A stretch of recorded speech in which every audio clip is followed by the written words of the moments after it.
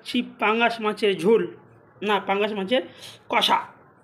এই যে হ্যাঁ ঠিক আছে দাদা, আমি ভুল বলছি, পাঙ্গাস মাছের ঝোল বানানোর জন্য পেঁয়াজ লঙ্কা আদা রসুন সব কাটে নেওয়া হয়েছে।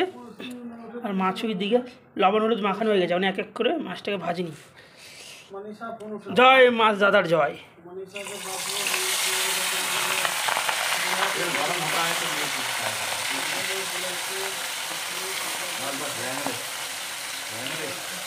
এই মাছটা খুব ফুটে, তাই এখন একটু বন্ধ করলাম। মাছগুলো ভাজা হয়ে গেছে, ভাজা হয়নি, মানে এক করে উল্টাই, চাকু দিয়ে মাছ উল্টানো যায় না।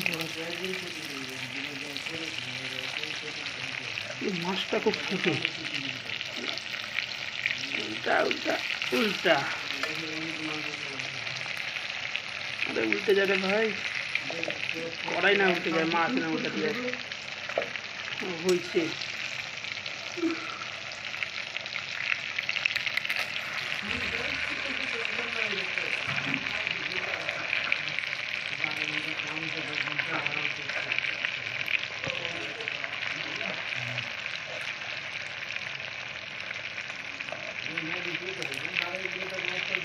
মাছগুলো ভাজা হয়ে গেছে, এখন মাছগুলো উঠে নিই এক এক করে।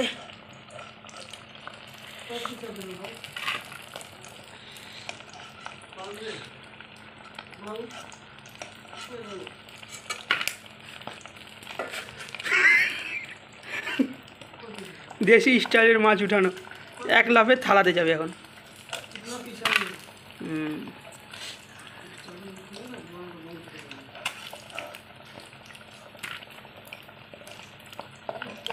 মাছটাকে আমার খাইতে ভালো লাগে, কিন্তু রান্না করতে ভালো লাগে না।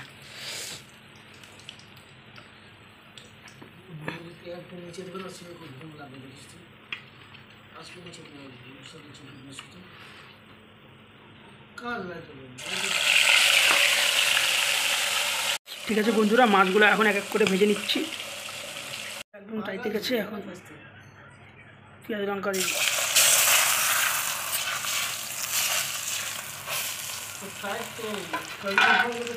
আদা আর রসুন কুচি কুচি করে কাটে দিয়ে দিলাম।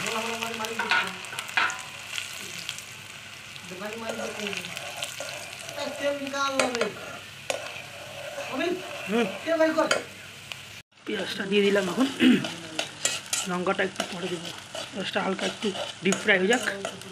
তেল খুব গরম আছে, বেশিক্ষণ রান্নাতে টাইম লাগবে না।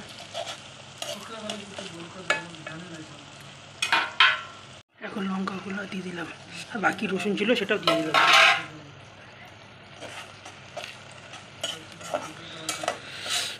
ইচ্ছা তো আছে খুব ভালোভাবে টেস্টি পাঙ্গাস মাছটা বানানো।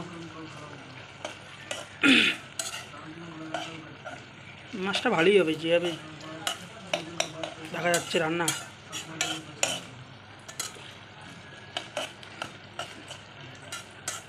পেঁয়াজটা একটু গলুক, তারপরে মশলাগুলো দিব। এটা গলার জন্য সামান্য পরিমাণে একটু লবণ দিয়ে দিলাম। লাইনটাও চলে গেল।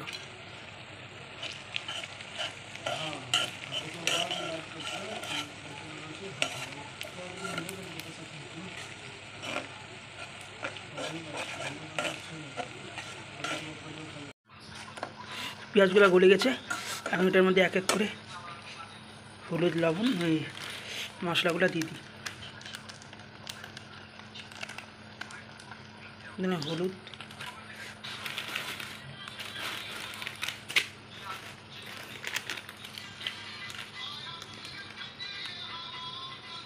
লঙ্কার গুঁড়া,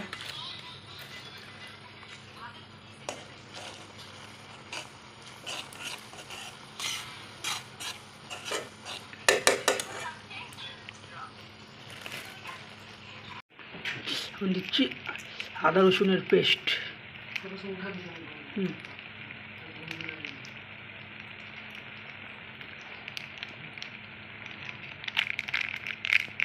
এখন দিলাম সামান্য পরিমাণে একটু জিরা পাউডার। সব মশলা দেওয়া কমপ্লিট।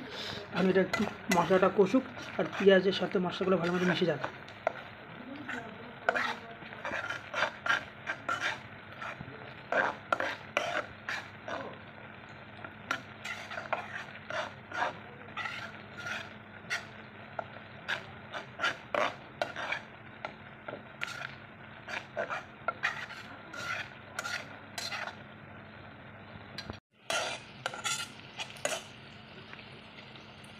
এখন সামান্য অল্প একটু জল দিয়ে দিই।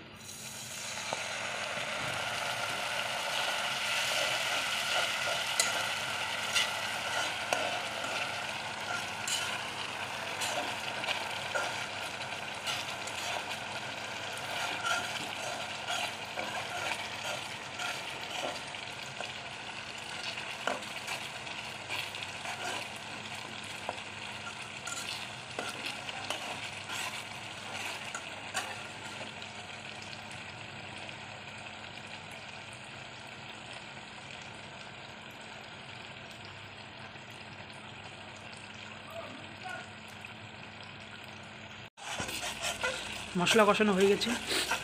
এখন এটার মধ্যে ঝোলের পরিমাণ অনুযায়ী জল দিয়ে দিই অল্প।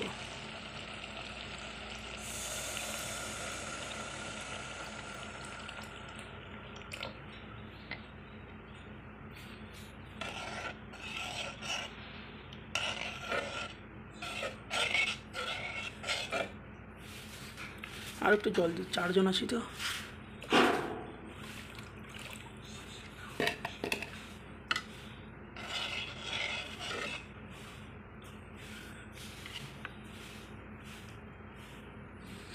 যতক্ষণ একটু ঝোলটা ফুটুক। ঝোল ফুটা হয়ে গেছে। এখন একটু লবণটা টেস্ট করে দেখি, লবণটা ঠিক আছে না, একটু লবণ লাগবে। লবণ একটু কম আছে, সামান্য পরিমাণ লবণ দিলে লবণটা ঠিক হবে। একটু লবণ দিই অল্প।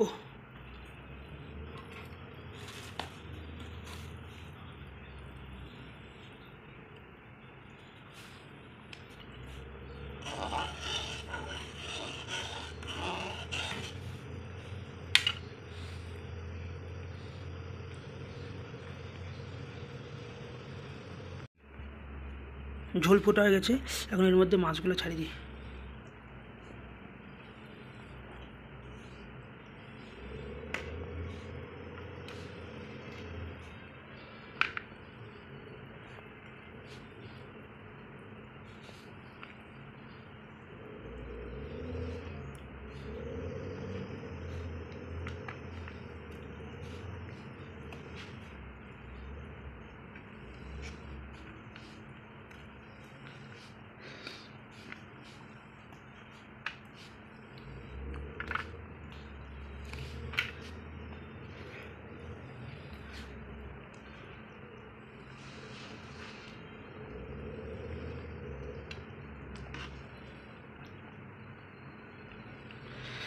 কড়াইটা ছোট হয়ে গেছে, মাছ বেশি হয়ে গেছে, কী করা যাবে।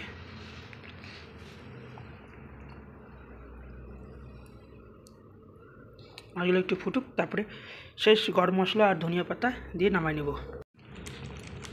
এখন সামান্য পরিমাণে একটু গরম মশলা দিয়ে দিলাম, তাতে মাছের টেস্টটা ভালো হবে। আর নাড়িয়ে দিই, গরম মশলা ভালো মতো মিশে যায় ঝোলের সাথে।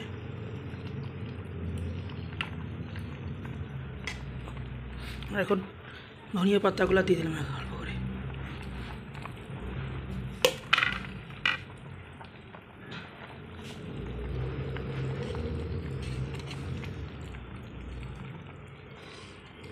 এই পাঙ্গাস মাছের রেসিপিটি আশা করি তোমাদের খুব ভালো লাগবে, এবং যারা বাইরে একা কাজ করে তারা এইভাবে মাছটি রান্না করে খাও, দেখবে তাদেরও খুব সুস্বাদু লাগবে।